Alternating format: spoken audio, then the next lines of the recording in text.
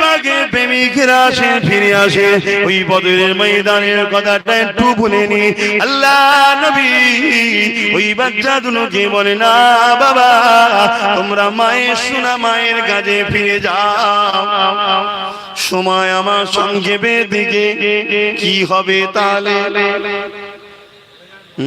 বলে যাবো বললাম কালকে সব না কই চাচা ও চাচা জলসাও শোনেন চাচা করছে আওয়াজ নেই বিরিয়ানি খেতে বসে পড়েছে নাকি দরুদ শরীফ আল্লাহুম্মা সাল্লি আলা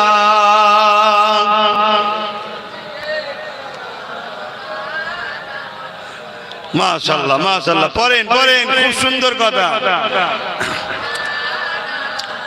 একটা প্রশ্ন আমার মনের মধ্যে যাচ্ছে কারো মধ্যে হতে পারে যে হুজুর ধরেন না আমি ভুল করে হারাম পয়সা খেয়ে ফেলেছিলাম বা আমার আব্বাও খেয়ে ফেলেছিল না জানাই তাহলে এখন কি আমাদের দশা কি হবে বরবাদ হয়ে যাবো নাকি কি দশা আছে মনে হতে পারে না কারো মনে হচ্ছে কি তো শোনো এরও রাস্তা আছে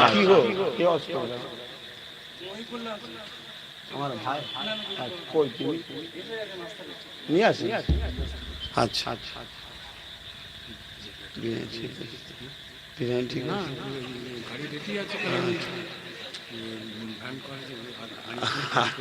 হ্যাঁ একদম সঙ্গে সঙ্গে হারিয়ে খালি করে দেবো আচ্ছা ঠিক আছে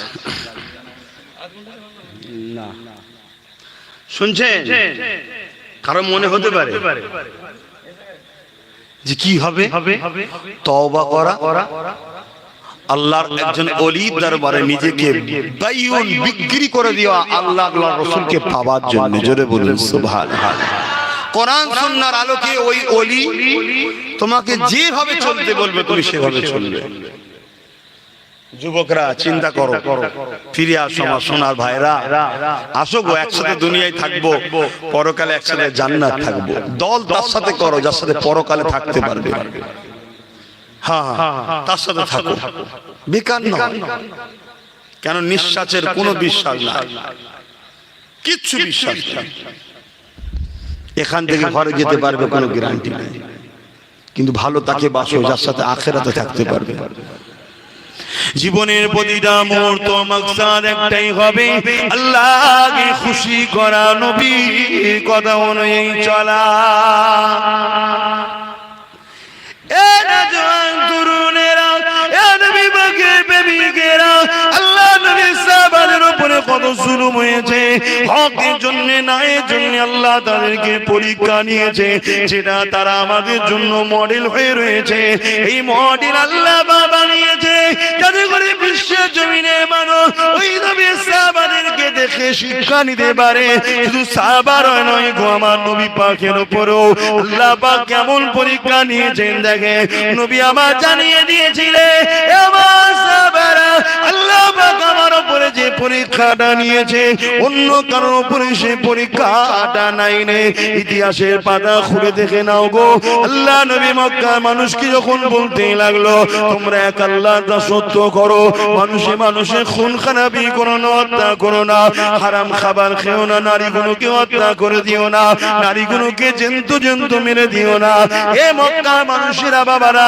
তোদের জন্য আল্লাহ আমাকে নবী রাসূল করে পাঠিয়েছে আমার কথা তোরা মেনে নে বাবা তোরা পড়ে নে বাবা আশহাদু আল্লা ইলাহা ইল্লাল্লাহ ওয়া আশহাদু আন্না মুহাম্মাদান আবদুহু ওয়া রাসূলুহু মক্কার মানুষরা মানা তো দূরের কথা আল্লাহ নবী জানে দুশমন হয়ে গেল আল্লাহ নবী জীবনে এমন দিন গেল নবী আমার ঘর ছেড়ে দিয়ে পাহাড়ের মধ্যে চলে গেলে গাছের পাতা মূল খেয়ে পাহাড়ের মধ্যে মাস রয়ে গেল সেই নবীর গোলাম হিসাবে আল্লাহ নবীর দিনের জন্য যদি তোমাকে আমাকে ঘর ছাড়তে হবে জমি ছাড়তে হবে আখিরাত যদি বিশ্বাস করো অবশ্যই ডবল সেখানে পেয়ে যাবে আর যারা তোমার উপরে জুলুম করে দেবে এদের ঠিকানা কিন্তু জাহান্নাম হবে পৃথিবীর মলি সাহেবকে পীর সাহেব দিয়ে দোয়া করিও কিন্তু নাজাত এরা পাবে না কারণ এটা হলো হক নাস আল্লাহ পাকের হক নয় নয়, এটা বান্দার হক। ওই বান্দা যদি না মাফ করে দেয় আল্লাহ বা মাফ করবেন না।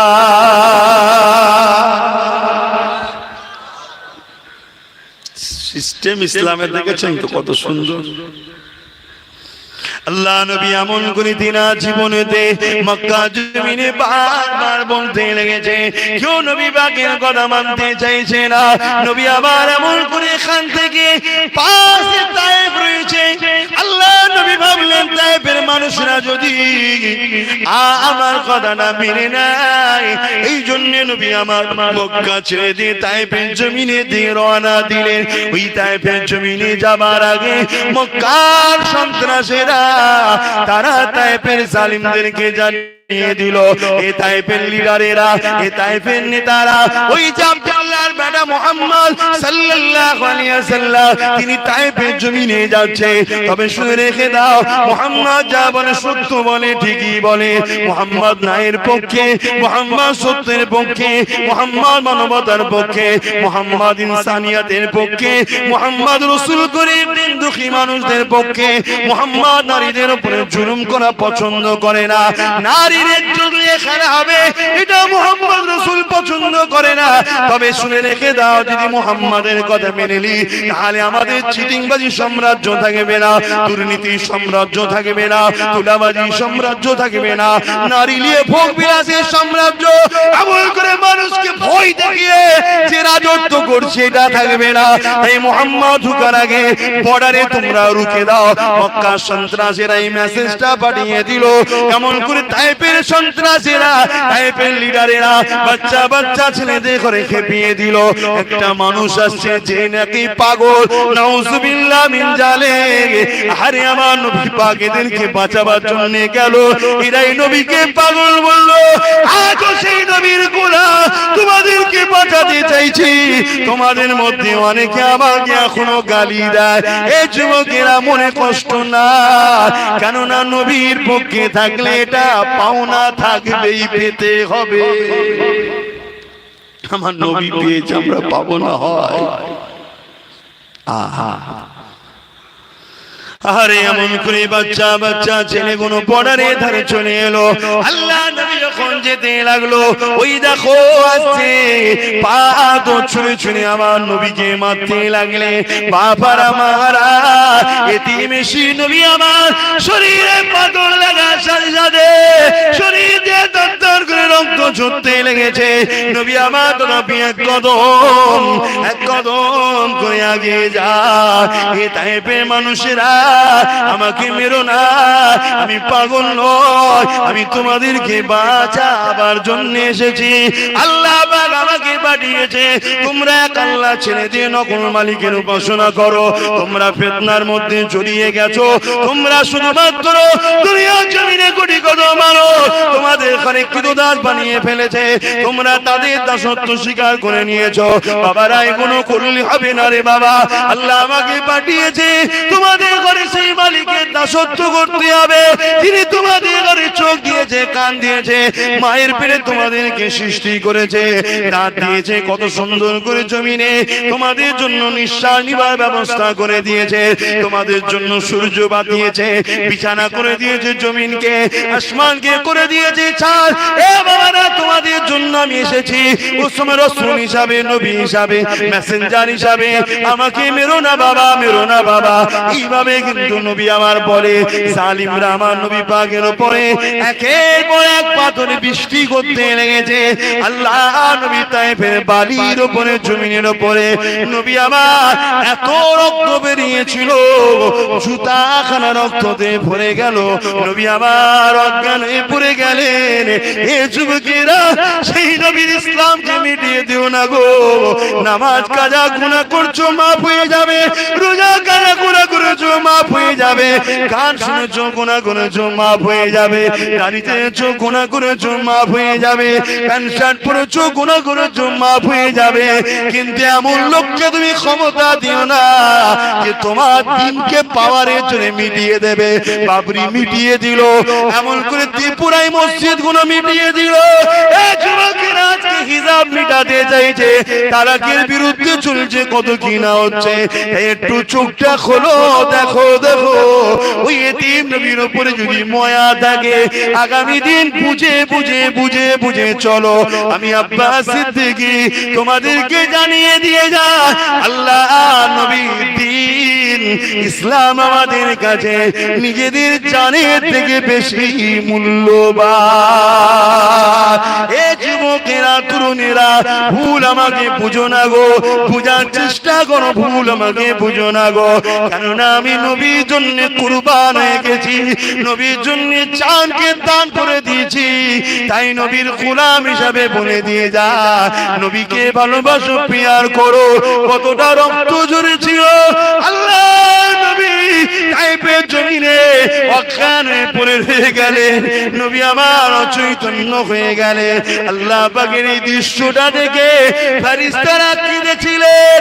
এই যুবকেরা, ফেরেশতারা দুবার কেঁদেছিল।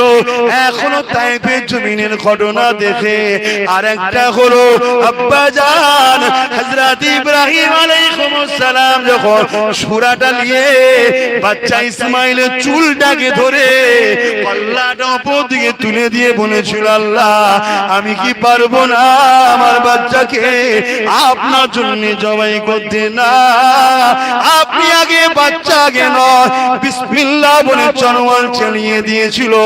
সমস্ত ফেরেশতারা আল্লাহু আকবার বলে কেঁদে উঠেছিল। আর আমার আল্লাহর অসীম ক্ষমতা দে, ওই জান্নাত থেকে একটা দুম্বা এসে ইসমাইল আলাইহিস সালামের জায়গায় জবাই হয়ে গিয়েছিল। এই দুই ঘটনাতে আল্লাহ পাকের ফেরেশতারাও কেঁদেছে। আর এক ঘটনা হলো তাইফের জমিনে আমার রাসূল যখন রক্তাক্ত হয়ে পড়েছিল, তারা এসে নাকে হাত দিয়ে দেখে আল্লাহ নবী বেচারা মরে গেছে। তারা নাকে এসে হাত দিয়ে দেখতে লেগেছে। যখন নবী আমার অজ্ঞান হয়ে গেছে, মালাউনেরা এমন করে ইসলামের দুশমনেরা, সন্ত্রাসীরা ওর উপরে আরো দু চার লাঠি মেরে দিয়ে আল্লাহ নবীকে ফেলে দিয়ে চলে গিয়েছিল। এ যুবকেরা, সেই নবী আমার বিদায় নিবার সময় বলেছিল, বাবারা আমি মুহাম্মদ তোমাদের কাছে তিনটে জিনিস রেখে গেলাম বাবা, দুটো নয় তিনটে। প্রথম নম্বর হলো কিতাবুল্লাহ, আল্লাহ পাকের কোরআন। এই কোরআনকে নিজের জীবনে আনো আর কোরআনের বিরোধী সন্ত্রাসীদের মোকাবেলা করো। দ্বিতীয় নম্বর হলো সুন্নাতে রাসূল, আমি নবী আমার সুন্নাত, এই সুন্নাতকে জিন্দেগিতে আনো। তৃতীয় নম্বর হলো আমার সুন্নতের বেখিলাফকারীদের বিরুদ্ধে লড়াই করো। তিন নম্বর হলো ওয়াহালি বাইতি, আমি নবী আমার খানদান, আমার পরিবার, আমার বংশধর, এদেরকে রেখে দিলাম, এদের সঙ্গে সম্পর্ক তৈরি করো। নিজেদের দানগুলো এদের জন্য বডিগার্ড হিসাবে পাহারা দিয়ে দাও। আমি নবী জানিয়ে দিই, সবে কিয়ামত পর্যন্ত পৃথিবী কোনো শক্তি তাহলে তোমাদেরকে কখনো মিটাতে পারবে না। আরো জোরে বলুন সুবহান।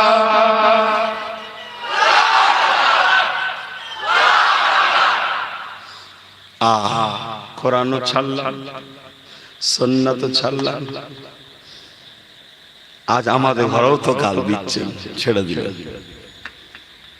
জানি সবাই নয়, যদিও কেউ ভুলে থাকেন ফিরে আসুন, এখনো সময় আছে, এখনো সময় আছে। কষ্ট নিচ্ছেন আমার কথায়, সিস্টেমটা তো বলতে হবে। বাপ যদি ডেকে বলে বাবা, বাপের সামনে উপরে বসতে নেই, পায়ের উপরে পা দিতে নেই, এটা কি বাপ বলা অন্যায়? এটা শিক্ষা। উস্তাদ যদি বলে বাবা ছাত্রকে আমাদের সামনে আসতে কথা বলতে হয়, আমরা ইসলামে দাঁড়াতে হয়, কথা শুনতে হয়, উস্তাদ জি ছাত্রকে শিখায়, ভুল করলো, এটাও তো একটা শিক্ষা প্রতিষ্ঠান। জামে সাগীর কিতাবের মধ্যে আছে, এটাও শিক্ষা প্রতিষ্ঠান। দেখুন পেটের জন্য জলসা করতে বেরোয়নি, আবার বললাম আমি কারো পক্ষে নয়, কারো বিরুদ্ধে নয়, রসুলের পক্ষে, নবীর দিনকে যারা মিটাতে চাইছে তাদের বিরুদ্ধে। একজন অমুসলিম ভাই বিপদে পড়েছে, আশ্রয় দেব। আমার রসুলের দিনকে মুনাফিকি করে যে মিটাতে চাই তাকে আশ্রয় দেব না, এটা আমার নীতি। কেন? ও অমুসলিম, ও জানে না, ও জানে না, এর জেনে ক্ষতি করছে। তো যাক, আল্লাহ আমাদের সকলকে তৌফিক। তোদের কি হলো রে বাবা, খিদে পেয়ে গেছে? তো যাই হোক, আল্লাহ আমাদের হেফাজত করুক। অনেক কথা বললাম, এরপরও কেউ কষ্ট নিলে আমার কিছু করার নেই, কেন আমার একটা ডিউটি আছে। এখানে আমাকে এনেছে কে? আপনারা না আল্লাহ? আমাকে এই যে এতগুলো লোককে আমার সামনে বসালো কে? আপনাদেরকে আমি এনেছি, আমার ক্ষমতা আছে আপনাদেরকে আনার? আল্লাহ এনেছে, বসার সুযোগ দিয়েছে, বলার সুযোগ দিয়েছে আমার আল্লাহ। যদি আমি না বলি রসুলের পক্ষে, কিয়ামতের দিন আল্লাহ ধরবে। একটা সিস্টেম আপনাদের কাছে শিখাচ্ছি, খুব ভালো করে শুনবেন। কোরআন শরীফ খুলবেন, যত জায়গায় দেখবেন ইয়া আইয়ুহাল্লাযীনা আমানু এই কথাটা আছে, সব জায়গার পিছনে রসুলের প্রশংসা, নবীর তারিফের কথা আল্লাহ বলেছে। জোরে বলুন সুবহানাল্লাহ। আর যেখানে যেখানে ইয়া আইয়ুহান নাস আছে, সেখানে আল্লাহ নিজের কথা বলেছে। অর্থাৎ হিন্দু, দলিত, আদিবাসী, সাঁওতাল, বাগদি, মুসলিম সমস্ত মানুষকে লক্ষ্য করে যখন আল্লাহ কিছু বলেছে, তখন নিজের কথা বলেছে যে আমি তোদের মালিক। নিজের ওহাদিয়ানাতের কথা প্রশংসা করেছে। আর যখনই ঈমানদারদের বিষয় লক্ষ্য করে বলেছে, তখনই আল্লাহ বলেছে আমার হাবিব এমন, আমার হাবিব এমন, আমার হাবিবকে ভালোবাসো, আমার হাবিবকে পিয়ার করো, আমার হাবিবকে ধরো। কথা কিছু বুঝতে পারছি? তাহলে ঈমানদারের মূল কাজই হচ্ছে রসুলকে ধরা। কেমন ধরা? উকুদ, আখ থেকে উকুদ মজবুত করে নবীর প্রেমের গাঁট বেঁধে লিবা, সব খুলে যাকে গাঁট যেন না খোলে। একে বলা হয় আকীদা, একে বলা হয় ঈমান। আমরা বানতে পেরেছি কি জানি না। একজন 10,000 টাকা দেবে, জানতে হবে এই টাকাটার পিছনে আমার নবীর দ্বীনের কোনো ক্ষতি আছে নাকি। নেই, নাও। ক্ষতি যদি থাকে 10,000, কেন 10,000 কোটি হলেও লিও না। কেন আমার কাছে নবীর দ্বীনের ছোট্ট একটা সুন্নাতের মূল্য পৃথিবীর ধন দৌলতের থেকে অনেক বড়। মানতে পারি না, আলাদা কথা। 10 দোকান বিচ্ছে খাওয়া হয় না সবসময়, সবার হয় কি? মাথায় কাকুই করা, কাকুই করে দেখেন না, সুন্নাত সবসময় তো হয়ে ওঠে না। কথা বুঝে আসছে? সবসময় ডান দিক থেকে কাজ শুরু করা সুন্নাত। যে কোনো কাজ ডান দিক থেকে শুরু করো সুন্নাত। বিসমিল্লাহ বলে যে কোনো কাজ করা সুন্নাত। এই যে তাবারুক দেওয়া হবে, ডান দিক থেকে দেওয়া শুরু করতে হবে, এটা সুন্নাতের সওয়াব হবে, নবী করেছেন। হয়তো আমরা মানতে পারি না, কিন্তু তা বলে একটা সুন্নাতকে কেউ মিটিয়ে দেবে, তার বিনিময়ে আমাকে 10 কোটি 20 কোটি দেবে, আমি 20 কোটির জন্য একটা সুন্নাত মিটে যাবে, সাপোর্ট করতে পারি না। আমি করতে পারিনি, সুন্নাতটা মানতে পারিনি, কিন্তু সুন্নাতটাকে আমি বিশ্বাস করি। আমার বোঝাবার কথা বুঝতে পেরেছেন?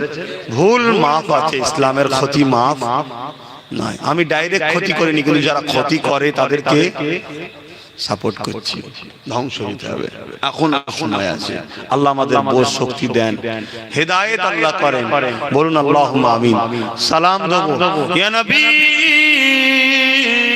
সালাম।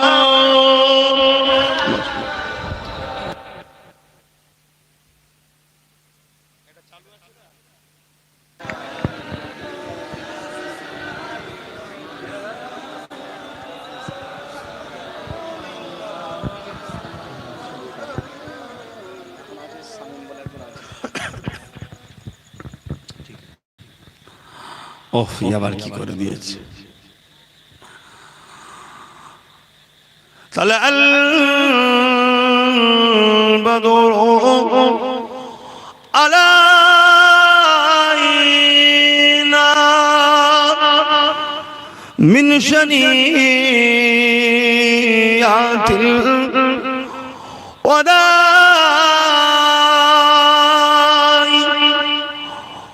وجب الشكر علينا ما دعا لله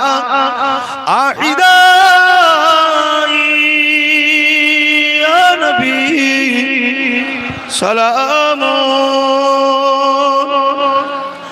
يا رسول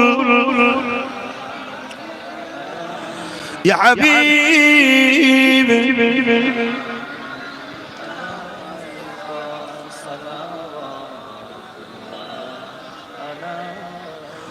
কঠিন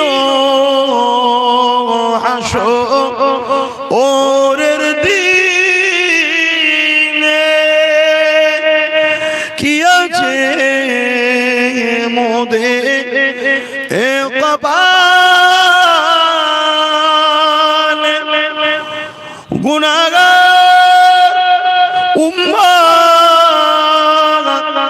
আপো আপনার লইবেন সঙ্গে এ মাশরে নবী সালাম ইয়া রাসূল সালাম। সবাই পড়ছেন তো?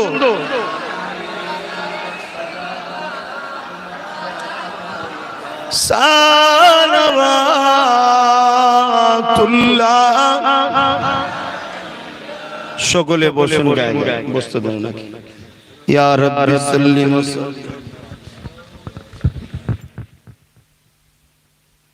বালাগাল উলা বিকামালিহি কাসাবাত দুজা বিজামালিহি হাসানাত জামিউ صالحه صلوا عليه وآله اللهم صل على سيدنا مولانا محمد وعلى آل سيدنا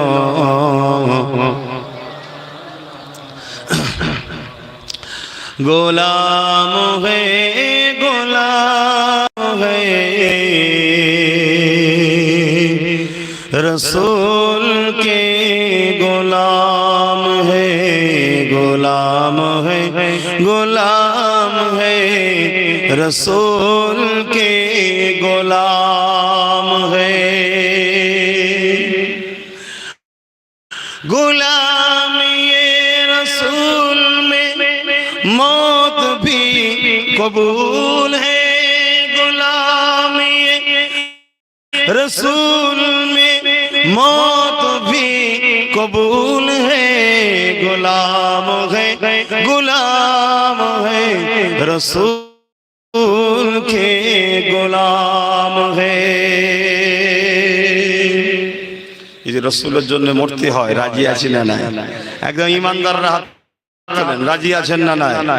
তাহলে আজ থেকে একটা শপথ নিয়ে এই মাঠে বসে, ছেলে বুঝি না, বাপ বুঝি না, চাচা বুঝি না, ভাই বুঝি না, পীর বুঝি না, কিছু বুঝি না, বুঝে থাকবে না, তার বিরুদ্ধে পারবেন তো নাকি? যদি পারেন তো গোলাম, কবরে রাসূল তোমার জন্য আসবে, পার করে নিয়ে যাবে। কথা বুঝে আসছে না? একটা দুটো শুকনো বক্তা বেরিয়েছে, তারা বলে নামাজ নেই, রোজা নেই, দাঁড়িয়ে নেই, টুপি নেই, মহব্বত করলে পার হয়ে যাবে বলে। এরা হলো মুনাফিক। কি মুনাফিক? তোমাদের চেনাশোনাই বক্তা, শয়তান শয়তান, বুঝতে পারছেন না? ধোঁকা দিচ্ছে মানুষকে। তুই বলতে পারতে রসুলের প্রেম যখন আছে, নবী না কেন? তোমার নবীকে কি দাঁড়িয়ে ভালো লাগতো না? রাখো, রসুল খুশি হবে, তাহলে তোমার প্রেমটা আরো বাড়বে, এটা বলতে পারতে তুমি। কিন্তু দাঁড়িয়ে নেই, টুপি নেই, নামাজ নেই, নবীর প্রেম বেকার হবে, কথাটা বলা ছেড়ে কুফরি কথা। রসুলের প্রেম কখনো বেকার হতে পারে না। আবু জেহেলের ছেলে তখন ঈমান আনেনি, নবীকে প্রেম করে জড়িয়েছিল বলে সাগরের মাছ খায়নি, জঙ্গলের বাঘ খায়নি, পাহাড় থেকে তাকে ফেলেছে, ফেরেশতা ধরে নিয়েছে, পরে বসে ঈমান এনেছে। জোরে বলুন সুবহানাল্লাহ। আমরা তো ঈমানদার রে বাবা, দাড়ি নেই, টুপি নেই, নামাজ নেই। নবীর প্রেম একদিন আমাদেরকে নামাজে নিয়ে যাবে, দাড়িতে নিয়ে যাবে, টুপিতে নিয়ে যাবে। কেন? নবীর প্রেমিকরা জাহান্নামে যাবে না, নবীর প্রেমিকদের করে আল্লাহ বানিয়ে নেবে ভালো। জোরে বলুন সুবহানাল্লাহ। চিনতে পারছেন না? পারেন না? একটু বুঝে বুঝে আসছেন বাবা, যেখানে সেখানে বসে যাওনি হাঁ করে যে বিশাল হচ্ছে তো, একটু বুঝে বসে শোনো, আর নয় আল্লাহ ধরবে। আব্বাস সিদ্দিকীর মজলিসে বসছিলিস, আব্বাস সিদ্দিকী তো নবীর বিরুদ্ধে বলছিল, বুঝতে পারিস? হাঁ করা হয়ে বসেছিলিস, যা বেরোন থেকে, জাহান্নামে যা। কি করবে সেদিন? ব্যাস, ও হুজুর, ও আব্বাস সিদ্দিকী কি বলছে গো? আব্বাস সিদ্দিকী বলবে তোর আগে আমি জাহান্নামে বলে আমার লাইন হয়ে গেছে। নবীর বিরুদ্ধে একটা বেটাকে আল্লাহ জান্নাত দেবে না। শুনছেন না? শোনেন? অতএব তৈরি হও, বোঝো বোঝো। বিদায় নেবার আগে বলে যায়, এখন আমার পরে ভাই এসেছেন হযরত মাওলানা মোহাম্মদ মহিবুল্লাহ সাহেব, উত্তর 24 পরগনা থেকে। ভাই আলোচনা করবেন, সকলে ধীর স্থির ভাবে শুনুন। আমার বড় ভাই আছেন মেহরাব সিদ্দিকী সাহেব, তিনিও আসবেন। এই জায়গা দাতারা শহীদান হুজুরদের স্মরণে আমার বড় ভাইয়ের নামে ওয়াকফে লিল্লাহ হিসেবে ভাইকে সম্পূর্ণ দায়িত্ব দিয়ে লিখে দিয়েছে। এতে আপনারা খুশি না বেজার? জোরে বলুন খুশি না বেজার? জমিদাতাদের দানকে কবুল করে তাই মাই মুরব্বিদেরকে আল্লাহ জান্নাতুল ফেরদাউস নসিব করে, বলুন আমিন। শহীদান হুজুরদের রুহানি দোয়া মিলাক, বলুন আল্লাহুম্মা আমিন। আর আমি মনে করি মেহরাব সিদ্দিকীর হাতটা, আমি মনে করি আলহামদুলিল্লাহ, আল্লাহ যেন এই বিশ্বাসটা কোনোদিন না ভেঙে যায়। আমার ভাইকে আল্লাহ সঠিক পথে চালাক, বলুন আমিন। এবং আমি আমার জন্য দোয়া করি আল্লাহ যেন আমাকেও সঠিক পথে চালান, বলুন আমিন। ইনশাআল্লাহ বিশ্বাস আমার ভাই পীর আল্লামা শাহ সুফি নুরুদ্দিন সিদ্দিকী হুজুরের খুন। নবী ছাড়া কিছু বুঝতো না, মনে হচ্ছে পান শাস্তে শাস্তে ওয়াজ করতো, লোকটা চলে গেল।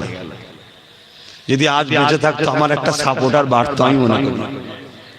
কেউ কি ভাবো না ভাবো জানি না, আমি মনে করি আমার একটা সাপোর্টার বাড়তো। আবার সাপোর্টার বলতে কি, দোয়া করা, ছায়া করে রাখার সাপোর্টার। সাপোর্টার অনেক ধরনের হয়, এটা দোয়া ও ছায়া করে রাখা। তারা তো আমাদের গার্জিয়ান, ঠিক না বেটা? তো যা ওনার খুন,